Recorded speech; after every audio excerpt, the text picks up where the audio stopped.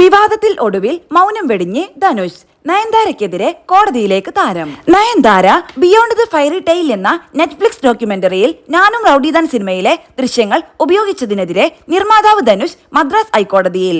നയൻതാര, ഭർത്താവും സംവിധായകനുമായ വിഘ്നേഷ് ശിവൻ, നയൻതാരയുടെ ഉടമസ്ഥതയിലുള്ള റൌഡി പിക്ചേഴ്സ് പ്രൈവറ്റ് ലിമിറ്റഡ് എന്നിവർക്കെതിരെയാണ് ഹർജി. നെറ്റ്ഫ്ലിക്സിന്റെ ഇന്ത്യയിലെ പ്രതിനിധികളായ ലോസ് കറ്റോസ് പ്രൊഡക്ഷൻ സർവീസസിനെ കൂടി കേസിൽ കക്ഷിയാക്കാൻ അനുവദിക്കണമെന്ന ധനുഷിന്റെ ആവശ്യം ജസ്റ്റിസ് അബ്ദുൽ ഖുദ്ദൂസ് അംഗീകരിച്ചു. നയൻതാരയുടെയും നെറ്റ്ഫ്ലിക്സിന്റെയും അഭിഭാഷകരുടെ എതിർപ്പ് തള്ളി കോടതി ഹർജി ഫയലിൽ സ്വീകരിച്ചു. നയൻതാര ഉൾപ്പെടെയുള്ള എതിർകക്ഷികളോട് മറുപടി നൽകാൻ നിർദ്ദേശിച്ചു. നവംബർ 18-നാണ് നെറ്റ്ഫ്ലിക്സ് നയൻതാരയെ കുറിച്ചുള്ള ഡോക്യുമെന്ററി റിലീസ് ചെയ്തത്. ധനുഷ് നിർമ്മിച്ച് വിഘ്നേഷ് ശിവൻ സംവിധാനം ചെയ്യുകയും നയൻതാര മുഖ്യ കഥാപാത്രത്തെ അവതരിപ്പിക്കുകയും ചെയ്ത നാനും റൌഡിദാൻ എന്ന ചിത്രത്തിന്റെ മേക്കിംഗ് ദൃശ്യങ്ങൾ ഡോക്യുമെന്ററിയിൽ ഉൾപ്പെടുത്തിയിരുന്നു.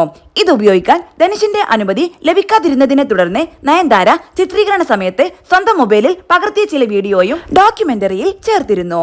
3 സെക്കൻഡ് വീഡിയോ ഉപയോഗിച്ചതിന്റെ പേരിൽ ധനുഷ് നയൻതാരയ്ക്ക് 10 കോടി രൂപ നഷ്ടപരിഹാരം ആവശ്യപ്പെട്ട് വക്കീൽ നോട്ടീസ് അയച്ചിരുന്നു. ഇതിന് പിന്നാലെയാണ് കേസ് നൽകിയത്. 2014-ൽ നയൻതാരയെ നായികയാക്കി ധനുഷ് നിർമ്മിച്ച ചിത്രമാണ് നാനും റൌഡിദാൻ. നയൻതാരയുടെ ജീവിത പങ്കാളി വിഘ്നേഷ് ശിവനായിരുന്നു സിനിമയുടെ സംവിധായകൻ. താനും വിഘ്നേഷും ഇഷ്ടപ്പെടുന്നതും പ്രണയത്തിലായതും ഈ സിനിമയുടെ സെറ്റിൽ വെച്ചാണെന്ന് നയൻതാര പിന്നീട് പറഞ്ഞിട്ടുണ്ട്.